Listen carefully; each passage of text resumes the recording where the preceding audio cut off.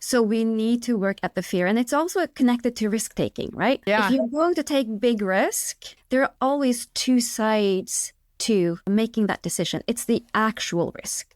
It's the risk you can make a spreadsheet, right? Yeah. Here's some numbers, right? Right. It's like the financial liability risks.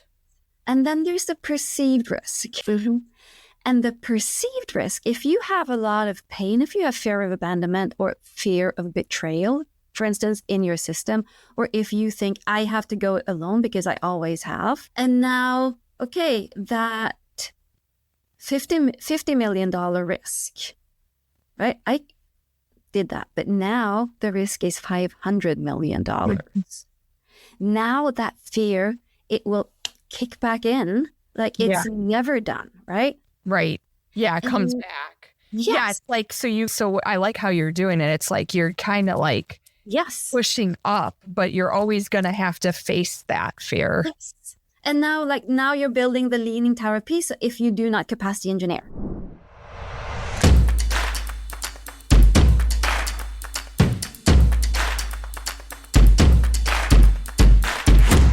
Hey guys, welcome back to another episode of Remember You. This one's going to be fun. I have Monica Bozinov, former construction project manager turned capacity engineer coach for exponential leaders. And here we're going to learn real life how her program works and how it's worked on me and other people that she's worked with, drawing from her experience from building tall structures. She teaches that if you want to go higher in leadership and business, you must first dig deep. That's what you're going to learn to do today. Dig deep and support yourself with powerful operating system upgrades for your entire system. She helps high-performing founders, leaders, investors, CEOs identify and optimize their unique body and its purpose, strengths, and capacity so that you can navigate 3D change and with greater ease and stability. Today, we're going to explore often what falls short and how engineering your internal infrastructure allows you to lead with more flow, resilience, and impact without burning out. Expect this to be honest and real and learn something at the end.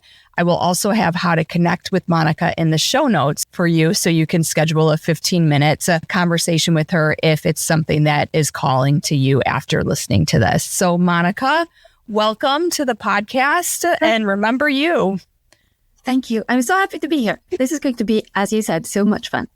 Awesome. So tell us first a little bit about you and how your journey evolved from being an engineer to working with leaders and helping them expand their capacity.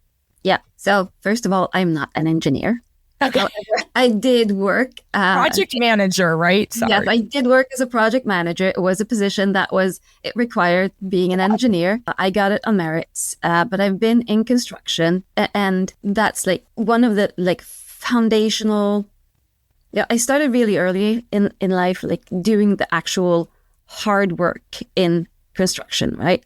And then moving on to management, it changed. Like you see it differently when you lead the project or when you're in the midst of it, right? That's right. And then when I moved out, when I did my own work and wanted to start coaching, I remember one of my coaches who was, you have to build your brand. And she said, what are you what are you doing now? I was still working part-time in construction. And I said, well, I'm a construction project manager, but that has nothing to do with this, right? And she said, no, that has everything to do with that. My boyfriend does that for a living. It's like the toughest job out there. She went all over the place. And I was like, no, it has nothing to do with that.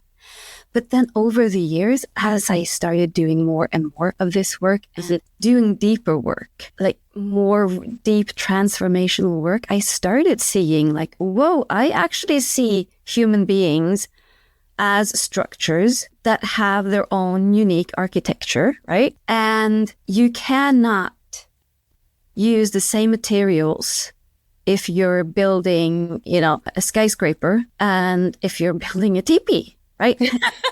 That's right. Structures. True. So I started seeing the whole, like, every person is unique, but they have, like, we can identify certain patterns, and that informs us of what the work is that has to be done. Yep. And each person, you're saying, if I'm understanding you correctly, like each person kind of is built out of their own material and has their own secret sauce on how to expand what they're made of so that they can reach their highest potential. Yes. And for the longest time, like another coach that I worked with on the whole, like, branding and marketing stuff, right?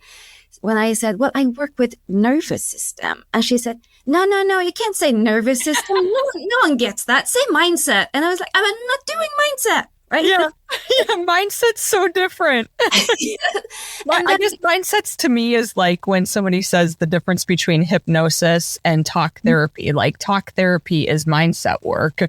Hypnosis is so much deeper. Exactly, right? And back then, no one talked about nervous system. Now it's kind of a buzzword, right? It's like, I will help you reset your nervous system. Let's do cold plunges, right? Right. Yeah. Yes. So a lot of people are using that word or those words right now, but very few really have an understanding of how unique every person's wiring is. And what does that mean to you, like, when you say that? That the nervous system, we know now how different our brains are. A lot of people are talking about that, right? Different wiring in the brain creates brains that will, perform very differently, that will experience the world very differently. And it's the same with the nervous system. So a lot of people that are in, like, leadership today who have understood, I need to bring my heart into my work, right? Yeah.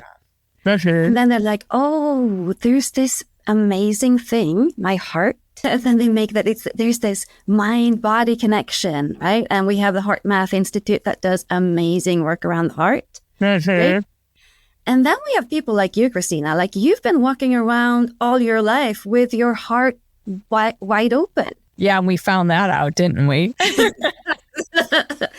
And that's a very different place to be. So the person that always operates from the intellect, because that's a safe place to be. And then occasionally they dip into their heart and now they feel like, whoa, I've gone deep. And then for you being like, yeah, I go out into the world every day with my heart open and it hurts and I forgive and I move on. That's a very different place to come from. Yes. Okay. So let's talk through a little bit about how you figure out, as you're working with somebody, like, we can use me as an example, what your capacity engineering looks like and how you kind of work with the person at a high level to understand, where their structure is and what they need to expand. And we can, like I said, you can use me as the example. So most people that I work with, just like you, have done a lot of personal development. Many have done extensive therapy. They have had coaches, like this whole range of coaches. Yeah. They have a very high level of awareness. But they have also, there was this wonderful phrase I heard the other day. People in academia have, like, their algorithm is bias. Yeah. That's good. I might steal that for my next article. I don't know who I stole it from, but it's brilliant, right? So we have been so conditioned, and it's not just like the educational system, but it's also the family that we came from. There's this phrase called human domestication, because I work with people and they say, some of my clients have had, like, struggle and dysfunctional families that they grew up in, right? And then there are others that come to me and they say, Monica, I had a happy childhood. I had a good life, right? I don't have trauma. But and I usually use this example, if you are that artsy, feely kid, right, that want to sit and pet the dog and draw all day long. I said this on a different podcast, and the person said, get out of my head. And you are born into a family of accountants, and they will be like, hey, come on, get going. Let's get going. You can't draw all day, right? You have to do something. So now that 4-year-old learns that, okay, who I am is not really going to it's not going to bring me anywhere. It's not going to do anything for me. So I have to become more like them. And it's also a belief, right? That's what's going to keep them safe because their parents or whatever are setting certain expectations that they need to live up to. And so what I'm hearing is they kind of disconnect from like their true potential and self and then become something that somebody else wants. Yes. So it's not so much the saber-toothed tiger as the actual environment you grow up in. A child gets, they want love, they want safety, they want belonging. How do I get that? Right? I become like them. We all do that, right? Well, that's human nature, right? Like if you put a baby, like a, 12-month-old baby in front of a TV and that there's people dancing in front of it, that baby's going to start to dance and mimic because that's how he learns or she learns, right? It's even like facial expressions, right? If I do this, then I get a reaction, right? Yeah. We all go through this and it serves us, right? Because we get that family, we get that belonging, and it serves us in the educational system. It serves us getting those first few jobs and, climbing in the hierarchy. But at some point, it starts feeling like there's something missing. Yeah. And it's like, it happens to, I'd say maybe that's what goes on in most people's late 30s, early 40s, where you're kind of like, okay, I've checked all the boxes off, or at least tried to, whatever, of society's norms. And it's just not working for me. And I feel like I've lost my power and somebody else is directing my life. And then when people come to me, it's like they are successful. They have done a lot. And it's like there's one out of two situation. It's either someone around them. It's usually people don't find me on their own.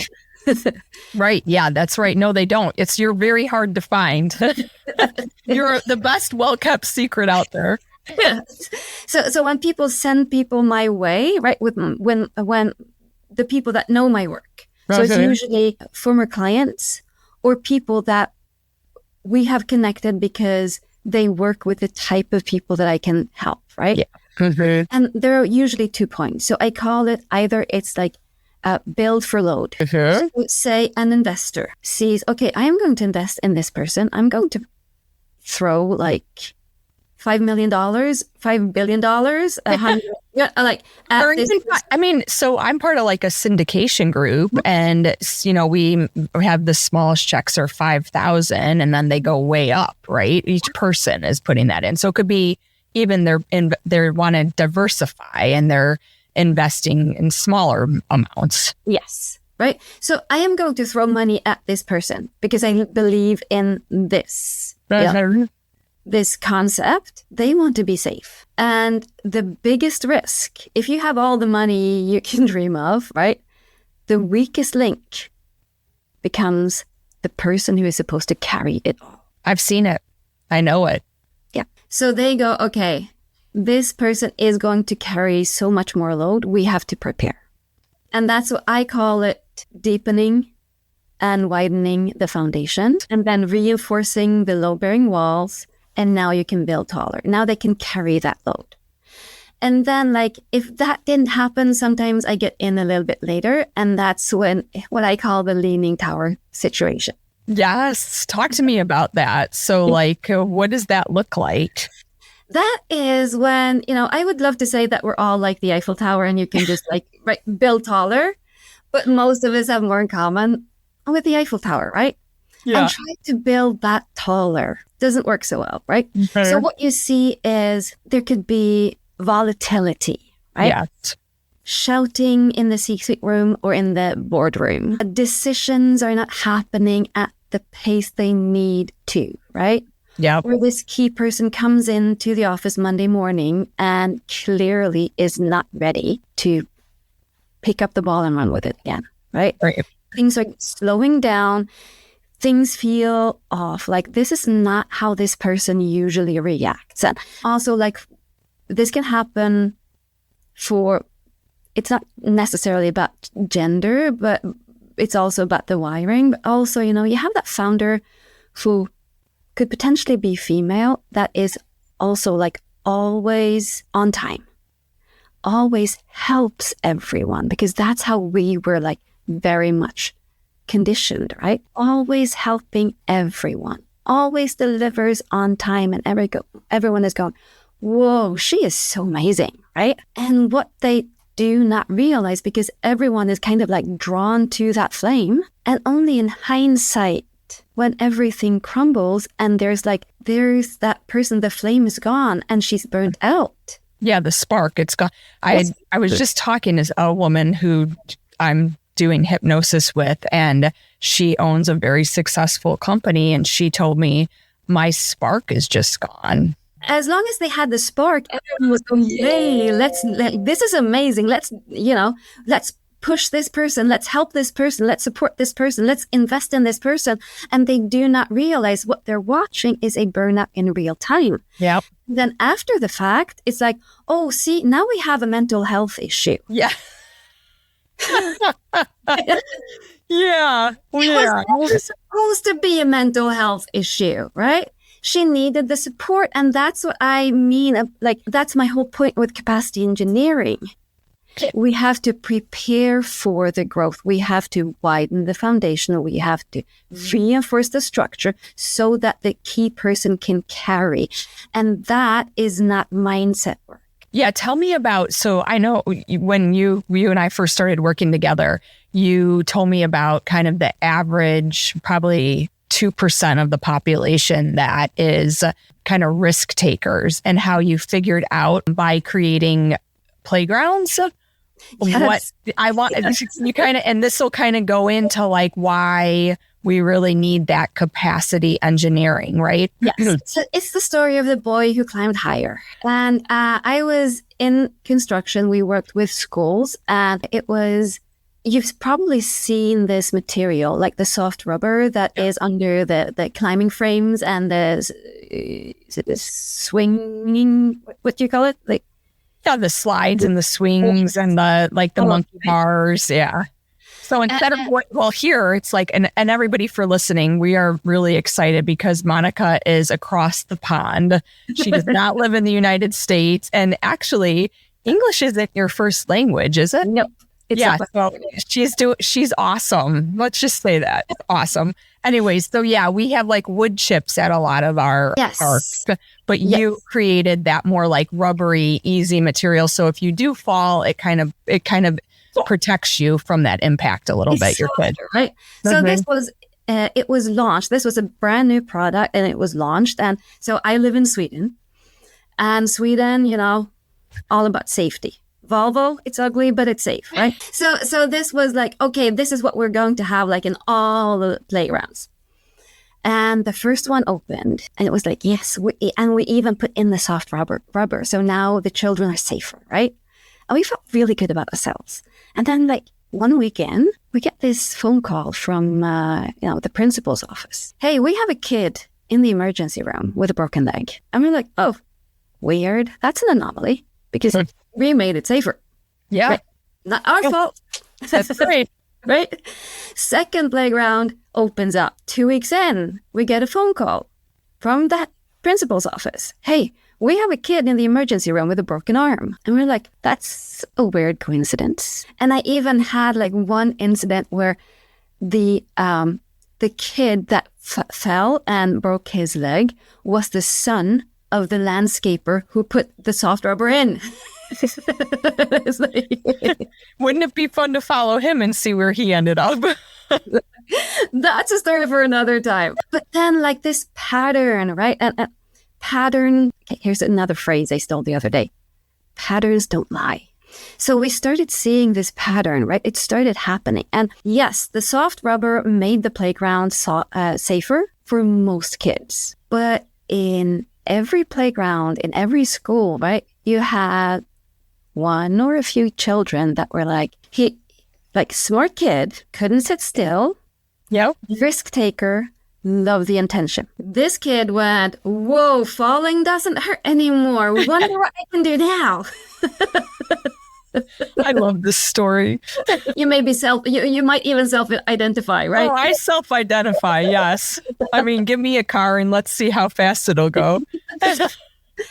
So for that kid, it wasn't safer. It was until it wasn't, right? Yeah, because that kid's jumping off and like, oh, it's okay, it's safe. And then let me see, like you said, the kid that went higher, let's see how high I can go. And how much attention I can get from the other kids, right? That would never even try that one, right? Yeah. And that's my whole point, that for the average population, and especially back in the times when we had incremental change, you had leadership, coaching, you learned like organizational theory, like, like you would get education and support as you grow gradually, right? But now that wouldn't be enough even then for like the once in a generation founder.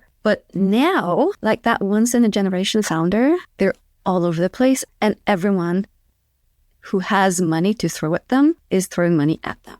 Right? And they expect the results. Yeah. And the stress and I don't know, maybe it's not stress, you have probably a different word, but like the pressure of it all, the body can only take so much of it. I call it capacity under strain. Yes. Okay. Go through that then with us a little bit. When you build a building, you have to know how tall you're going to build and what's going to be in that building. Like, are we having people in that building or are we having heavy machinery, right? Because and let's pause there for a second.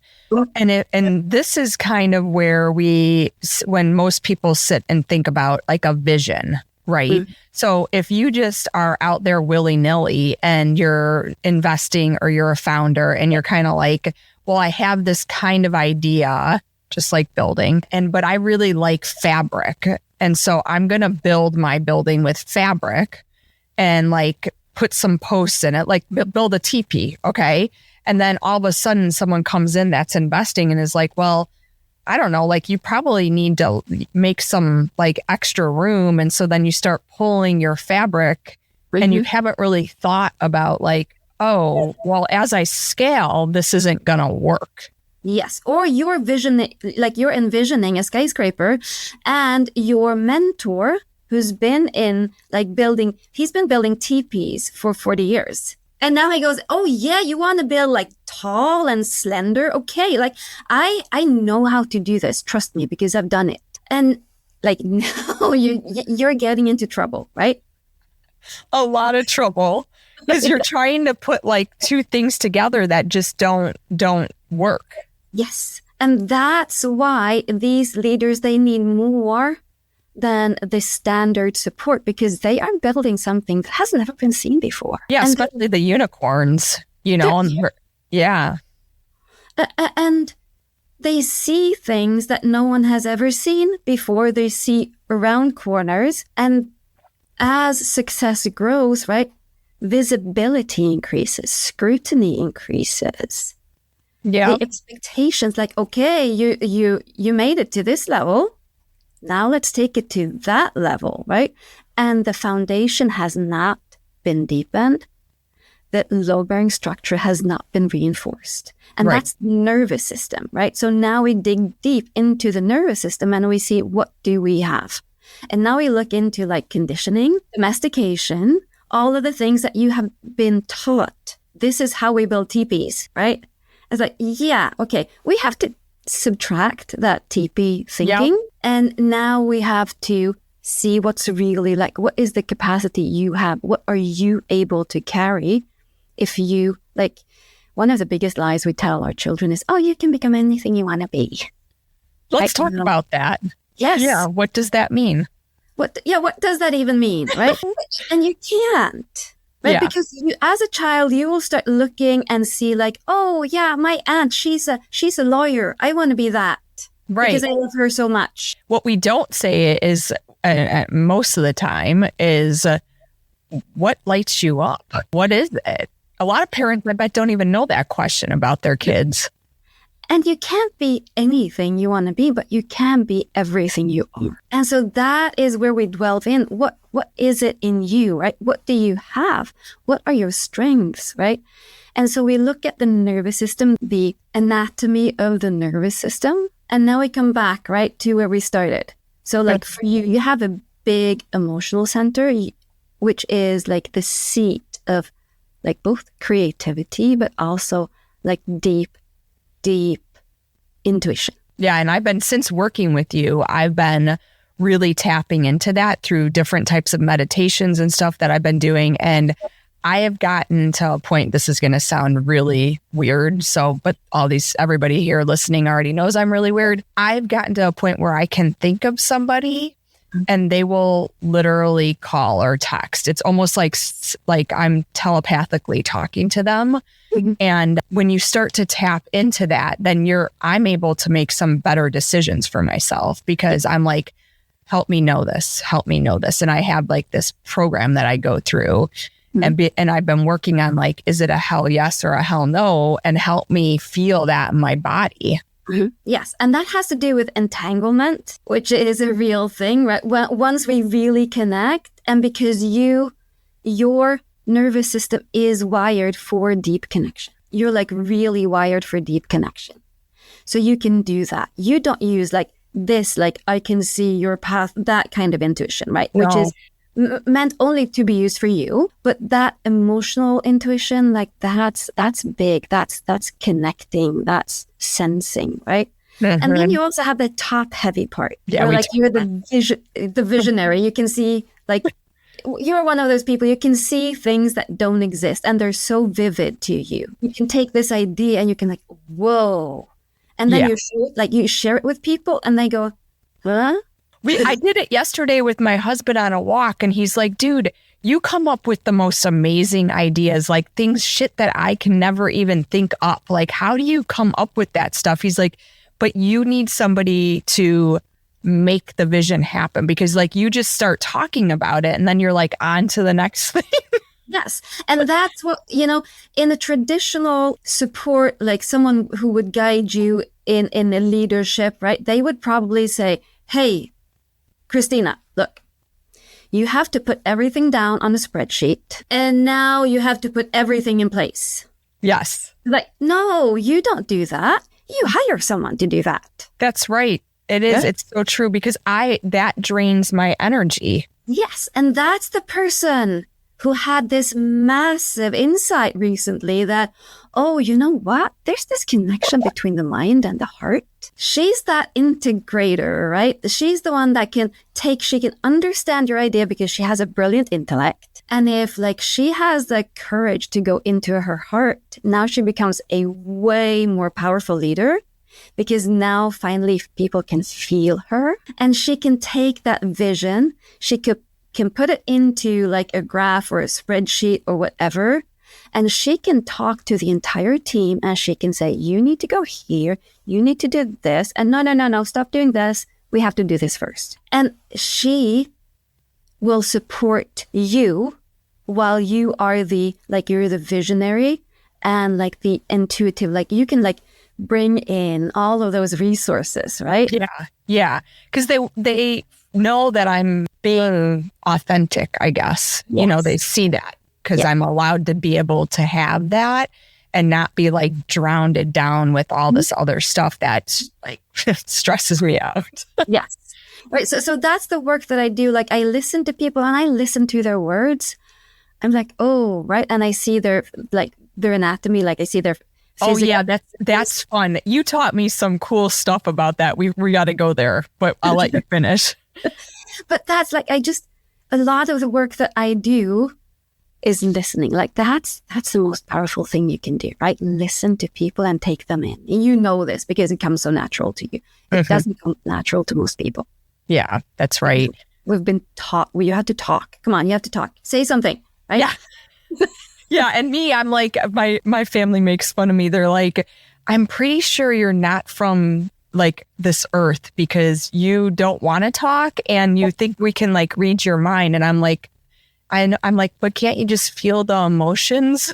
But that is actually a very common experience for people that are like, I call them top heavy, seventh chakra dominated, these idealistic people that also very often very spicy wiring. And they will tell you, you know what? Like, honestly, I'm an alien. Yeah. And that's so not true, but it's like you just kind of feel that way. Yes, that's how you experience the world, right? Like, who are these people? Yes. Right? Like my husband, as a child, he grew up like in the rural, like on the Balkans, in a very rural area, and he was convinced. He said he tells me, I just knew that my parents, they had left me on this planet, and I didn't know why, but I knew that they would come back for me and they would explain everything, right? And it's like, oh, honey, you're top heavy. It's like you feel, you say that because you feel like you don't have a belonging here. And then like, as people work with you, myself, you feel more grounded and you realize that we are here to have like this human experience and we need to ground and root ourselves here too. And the purpose, right? Purpose isn't what you do. It's how you show up. It's how you experience the world. And if you do not have a context for your experience, like a frame, you need a frame, you need some context, and then you can interpret and you can get perspective, right? Yeah. It's the difference between like perception and perspective, right? Mm-hmm. So you need the perspective, you need the context to understand what's really going on. So no, you're not an alien, but you have this massive ability to visualize, to see, like to see things, to take ideas out of thin air, right? Mm-hmm. And make them real. These are the Einsteins of the world, right? We need those people, right? Yep.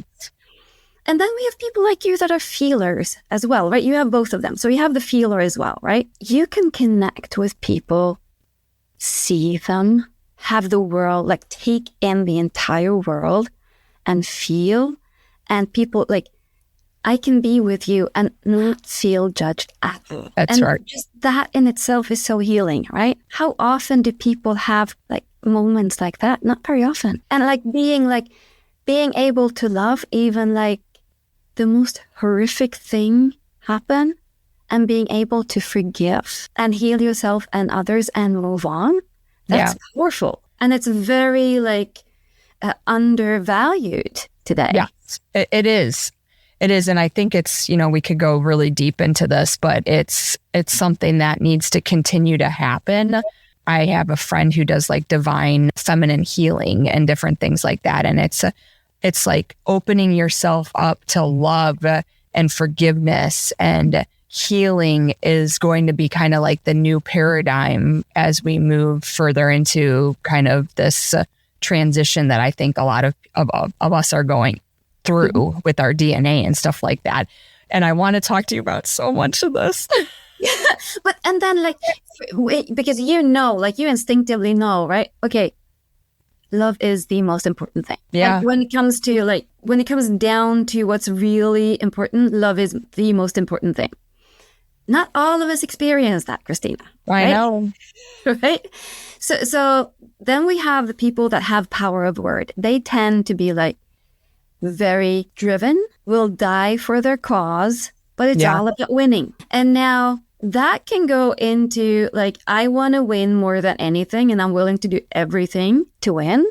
Or it can be the more like aware, I love to win. Let's create a really good win-win. But that's a conscious choice, how to use that power, right?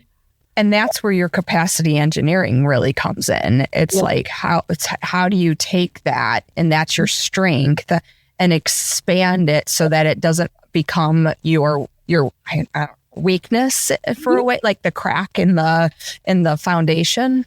Yeah, there's a light and a shadow to it. If we take that person with power of word, right, that is very charismatic, that loves to lead, that leads by inspiring and motivating, right? If they go into the shadow of like, it's my way or the highway, there's not a boardroom or a C-suite room that can contain them.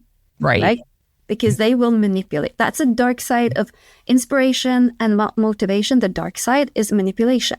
right? Or like for the feeler, right? The dark side is like, oh, I feel so abandoned and no one loves me and I'm the victim in all of this. And I choose to not take a responsibility for my life because they should have done that.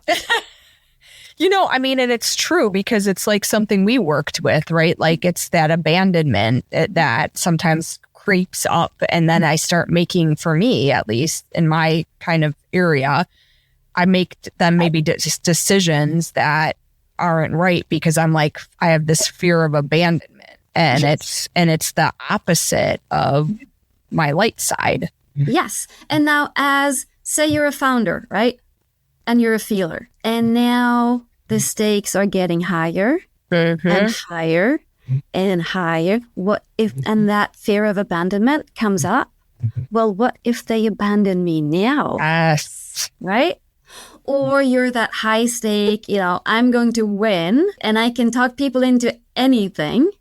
And the stakes are getting higher and higher and higher. And now you're like, whoa, if I fall now, I'm going to fall really deep and everyone is going to watch. And now, instead of inspiring and motivating, they start manipulating. Yes. Right? And that, I see that happen in more cases than not in like high stakes, high investment situations. Yes. And that's what capacity engineering is all about. It's building before load, right? It's preparing for that load. So we have to work on the fears. We have to do the shadow work, right? We have to deal with the perception of betrayal that they usually they have that really, it's one thing that I listen for, right? The people say, yeah, my mom betrayed me, right? My brother betrayed me. Now I know I have this very charismatic leader, can motivate and inspire, but if the fear takes over, they will manipulate. So we need to work at the fear. And it's also connected to risk taking, right? Yeah. If you're going to take big risk, there are always two sides to making that decision. It's the actual risk. It's the risk you can make a spreadsheet, right? Yeah. You're using numbers, right? Right. It's like the financial liability risks. And then there's the perceived risk. And the perceived risk, if you have a lot of pain, if you have fear of abandonment or fear of betrayal, for instance, in your system, or if you think I have to go it alone because I always have, and now, okay, that $50 million risk, right? I did that, but now the risk is $500 million. Now that fear, it will kick back in like it's never done, right? Right. Yeah, it comes back. Yes. Yeah, it's like, so I like how you're doing it. It's like you're kind of like pushing up, but you're always going to have to face that fear. Yes. And now you're building the leaning tower piece if you do not capacity engineer. And it will start leaning, and people like the investor will start getting nervous because what was that text he sent me? The C-suite room will get tense. There will be yelling and blaming and crying, right? And a lot of times investors don't even know that's going on because it's being hidden from them. So they have to take during board meetings or whatever, take the kind of how's the person behaving? What are their numbers looking like? I don't see this very often, but it's like, maybe boardroom needs to do a 360 review on the CEO to understand is this happening and how do we get above it before it comes to a mental health issue. Yes. And also here's what's happening. Everyone else in the C-suite room or everyone else in the boardroom that may start getting they are scared too. Yeah. Right? Right. And now it's like, yeah, but guys, then we get but he's special, right? He's he's a founder.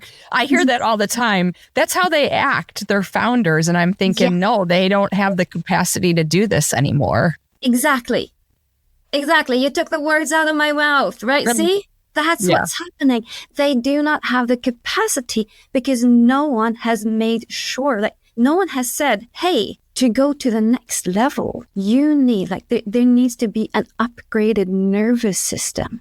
We need to make sure we take away, like, what are the patterns? What are the fears that exist in this nervous system? Let's make sure we minimize that, right? Because now when the fear becomes smaller, the risk doesn't seem as big. So now we feel safer. That's right. And there's also this kind of place where you're bringing, I saw you do this with me. So it's like you have to understand what your kind of positive side or bright side is and what your kind of negative or shadow side is, and know when you're kind of moving over here and be able to bring yourself back into balance and make decisions from that balanced place. Yes. Breaking news. I meet a lot of people that tell me that they have done shadow work. And maybe they read the book or they talked through it, right? They haven't done the actual nervous system rewiring around it. And unless you use some kind of energy psychology tool to do shadow work, you haven't really done shadow work, even if you understand the theory of it, right? That's right. Because you can say you know it and like, oh, I know I have this fear of abandonment, but you don't really know what you're doing subconsciously, and which is all driven by your nervous system. Yes. So we have to do the rewiring. It's not enough to have the cognitive awareness. Yeah. Right? And that's why, like, I hear people throwing out shadow work all over the place. But until we had like real energy tools, we didn't really have an effective way to do shadow work. Yeah. I'm going to switch gears for 1 second. So I know when you taught me about like people's long necks, eyes, like, can you talk through just a short overview of how you just can look at somebody and kind of know where they fall? Yes. So this is the cool thing about the nervous system, right? It actually shapes even your physique. Yeah. This is so cool. When I learned about this, I was like, this is so cool. Yeah. So like you having that emotional quality to you, like when I look into your eyes, they're just wide open and they take everything in. It's very representative of how you experience the world. Everything is like a sensual sensation to you. Music, colors, right? Connection, animals. So when I saw, especially when I saw like the photo of you on the website, I was like, oh, look at those eyes.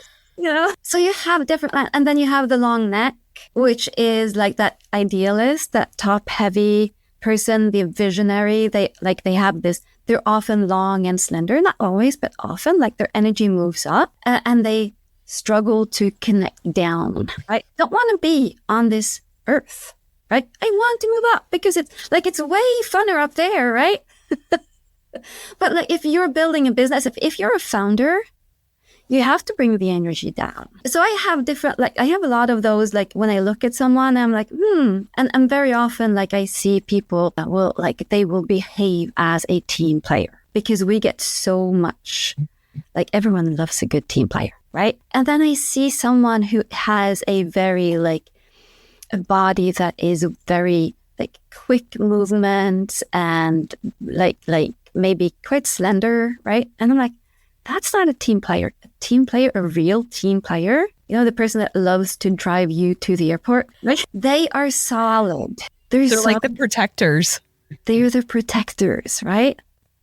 And they go like, oh, you're going to the airport. I can drive you. And you're like, you want to waste your, I can get, yeah, right? Like, you don't waste your time. No, I want to, because they love serving, protecting, being there for others. You ask them, like, what are you thinking about?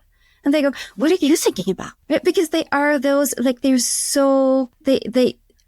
exist to serve, but they can also be very powerful. They can be that general that holds an entire army, right? So it's not a weak energy. We often mistake it for a weak energy. It isn't. But if you are the person that loves to win, and now you start behaving like a team player, you're losing your energy because you're trying to push your energy through like a purpose that is like one of the smaller purposes for you, right? So it's like trying to push more energy or through a smaller pipe. So things become harder. It's like, oh, I have to push through, right? Yeah. And here's the here's the issue with that is really tricky. This is really tricky. We have been rewarded our entire lives for pushing through, doing hard things, right? And if it's not hard, it's not worth it. So now we start thinking, just because it's really hard for me to do it this way, that must be the way I should do it, right? Nope. And it's so hard for me to get, when I start talking to my clients about this, it's like, yeah, they get it, but they don't get it. So we have to do a lot of like rewiring around that. That's right. Because you can't get it till you get it. If that even makes sense. I don't even know if that makes sense, but I know what you're saying. All right. So I have another kind of out there question for you. So I don't know if you're following like a lot of the spiritual leaders and thought leaders out there around the simulation philosophy, that we're kind of like in this simulation, and like think of it as, because you kind of talk a lot about like upgrading our operating systems. And so the thought is, well, first, kind of what the simulation theory even is? Nope. Like, okay. It sounds like someone, explain, and I see if So basically it's like people are saying that we're in kind of like this virtual reality, and it's like a simulation, like a playground for our souls to evolve. And we can choose like whatever reality we want. And just depends on kind of like how our nervous systems are functioning, because it's like kind of the code inside of us. And we have to learn to manipulate that code to manipulate our reality. And then like we'll be able to go into what some people call like this 3D reality that we're currently living in, into more of like a 4, 5, 6D reality. But to do this, we kind of have to like win at the video game that we're playing. And they're calling it, and I don't know if I did a good job like really explaining this, but that's what it's. I've heard the concept. So I am not a spiritual leader. I'm a coach for leaders. Right? Yep. I have so many thoughts around this, and I'm not going to go there, because this is where it goes bad. When people say, I'm a spiritual leader, pay me $100,000 and I'll coach you. Now, like get that, you out of the simulation that you're in. I'm just kidding. Yes. And let me show you how to manipulate. Like, only that word makes me go like, right? Yeah. So I don't do higher self-work. I do lower self-work. Yes. Because if you're like, why is the Leaning Tower of Pisa leaning? Because the foundation. And so people who want to get to this next simulation, they really can't, because they're not grounded in Mother Earth. If you want to believe you're an alien, I can't stop you. I cannot. No, you cannot. I cannot, right? But if you want to make sure that the growth that you're having is solid, connect with me, and we can do past engineering. And now you make some choices. For this life, yes. For this life, right? Because we can make this into a spiritual discussion, and I can use a lot of fancy words, and I have power of word. I can use that to draw you in, and I can use persuasion psychology, and I can give you a really cool offer that and I can add some urgency, and now you will buy from me. I can do that. I choose not to. This is why I love you. All right. So tell me just a little bit more about how you evolved from, I know like when we first met, I think even some of the stuff, like your earlier stuff that's online and things like that, is more about like EFT. Yes. And then you kind of evolved from that. And how do you still use, because I'm a huge believer in EFT. I teach it to my clients who come in just for quick, releases during tough situations. So just tell me a little bit about that evolution and how you still kind of utilize that theory. Yeah. the first insight, the first experience I had about the mind-body connection was actually when I read about heart coherence. And I had like severe heart palpitations, and I tried that. And it was like, whoa, like there's something to this, massive insight. And then I went on looking for something. I looked for EMDR, and I landed on Gary Craig's page. That was back in 2006. And I read his... 20 years ago, people. 20 years ago. So I've been tapping for 20 years, right? It's a tool that I love. And I went down into the rabbit hole. Like I'm a person with special interests, right? So I go into the rabbit holes. And I learned everything about tapping when, and I was so enthusiastic, and I started telling people about tapping, and I could see people just like glaze over, and I could see like their brain was going like, back away. And it was in a time when like on Wikipedia, there were people like making sure if anyone wrote something on Wikipedia that was positive about tapping, they would like fill it in because, I have a PhD and I went to this Ivy League university and I know, right? It was like massive, right? So it was tapping was kind of up there. And I was tapping for everything. And like in 3 years, I had, because I had this massive list with physical issues that I was, struggling with. And within 3 years, they were all gone. It's amazing. So I love the tool. However, when I say, I tap, people say, oh, I love tapping. Can you show me how to tap? And it's basically like what I do today. It's like if your neighbor, right, built this beautiful house and you go, oh, I want to build a house like that. And you go to them, you ring the doorbell, they come up and they say, oh, I want a house just like yours. Can I borrow your hammer? Sure. Right? That will take you far. So I don't lead with, I tap, because that's basically like saying, I have this amazing hammer. You should see what I'm able to do with it. Tapping is a tool. It's a craft, like it's a skill set, and it's an art. And depending on who you are and all of the knowledge that you have and how you're able to implement all of that knowledge and use the tapping and whatever, like you can use it in amazing ways, right? But you can give the basic tapping protocol to a 12-year-old and they can do really cool stuff with it. But they don't have the life experience. They don't have the wisdom. They don't have the understanding of like the entire being, right? So for me, like tapping for 20 years and in all sorts of, I worked with athletes. Like I had a client she did archery. And I remember like a Sunday, she was going to this tournament, right? Or like the Swedish, Swedish championship. Like archery, yeah. Right.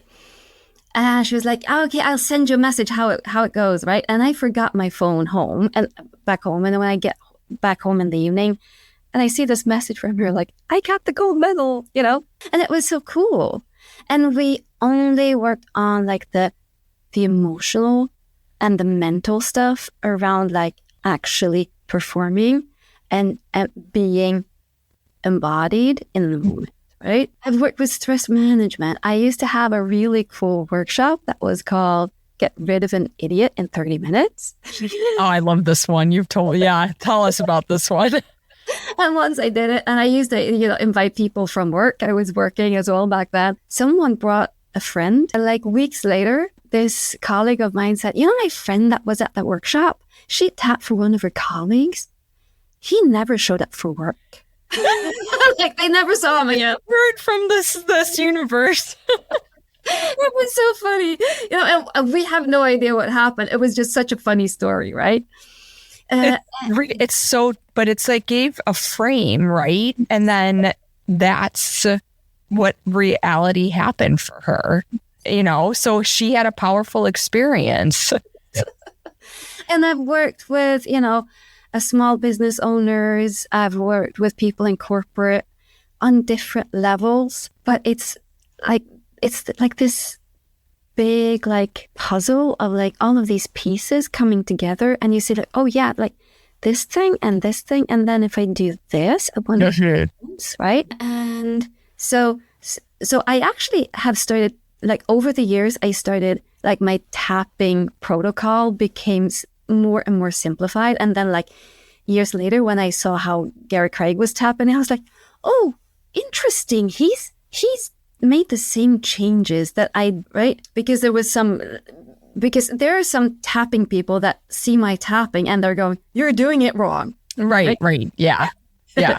And it's like, yeah, but like when you know the tool really well, you know what to do with it. And you like way back when, right? In a different country, different lifetime. Mm-hmm. I did tiles. I worked with tiles, right? Mm-hmm. And this old bricklayer that taught me, he said, first, I'm going to teach you how to do right.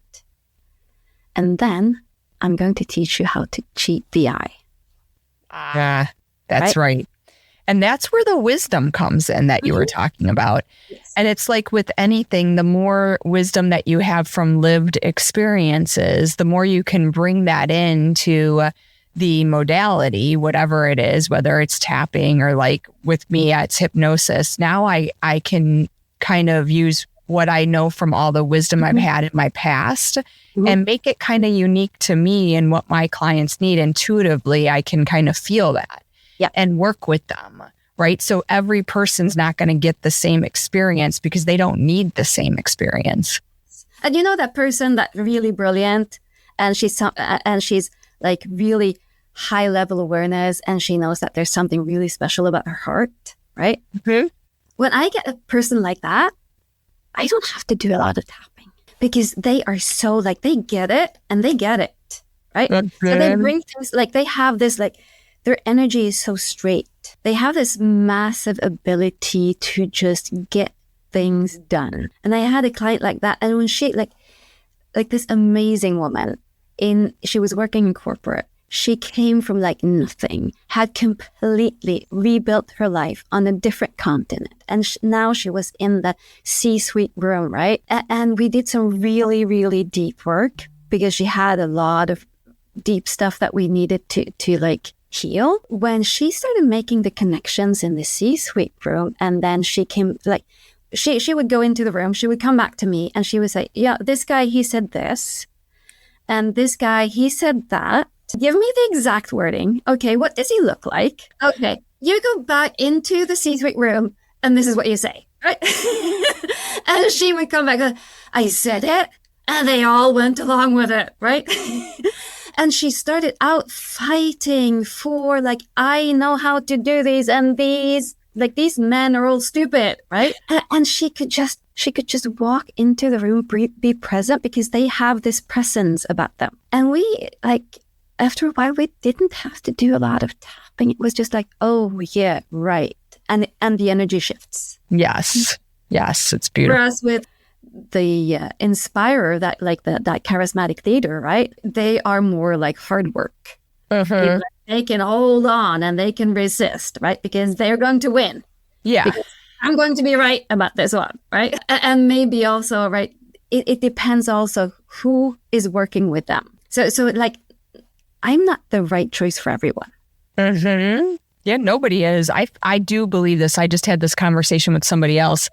Everybody in life has to find their right mentor and partner and the right modality that feels good for them in that time and space that they're in. Because maybe, 10 years ago, you would have never been the right person for me. But, where I am now, what I've learned, who I am, you came into my life at the right time and it is the right situation. And you have to keep an open mind through your whole life. And you were even the right person for me to test some of my language and some of that. Like, remember when we met, when Ricky, when he connected us, I was like, okay, I need to pressure test this against some people that have this kind of experience. And I threw some documents. Can you please read this? Like, does this even make sense to you? And you're like, right? So that, I mean, like that's an evolution for all of us. We grow all the time, right? The only things that don't grow, they're dead. That's right. Yeah. And we go through so many cycles. in our life of birth, death, rebirth, and over and over and over again. And the minute that you stop doing that, you are going to die. Yes. Right? Yeah. And also like that cycle, this is what is so fun when you work with the nervous system. These cycles tend to be like 20 years. Oh, now you taught me something new. Okay, I didn't know that. But with tapping, you can shortcut them. You can like make them faster, right? So you can do like 2 or 3 cycles within a few years. Yeah. And that's a part of the capacity engineering work, right? That we can shortcut that the length of the time, because you have to push through and like build the awareness slowly. We can like, okay, here's the awareness. Want to do some tapping on this thing? Yes. Let's do it. Right. Yes. Okay. Love it. All right. Cool. Okay. So the next kind of question I have is for listeners who are like, what can I do right now that you can give them, even if they can't work with you or something? Just one little tip to start doing right now to either shortcut or, just get a better outlook, be more grounded, work on that lower, that kind of capacity, dig deep piece. I would say bring your awareness down into your body and just feel where it lands. So for some people, it will be all the way down behind the belly button, right? Like that's where you have a massive energy. For some people, it will be the solar plexus. For some people, it will be the chest, right? And just start paying attention to that. And okay, I see so many people say, oh yeah, I feel everything in my heart. I would challenge them. Can you go deeper? Remember what happened when we went deeper? Yes, I do. So if you can, bring it even further down. Okay. And then when they sit with that, is there anything you would tell them to go with, or just kind of feel into it intuitively, start to ask themselves? Just feel the sensation. Yes. Feel the emotion. If there is is there a physical sensation? Is there a color? Is there a temperature? Is there a quality? Does it feel like stone or a metal, or does it feel like a soft material? Like whatever you can find.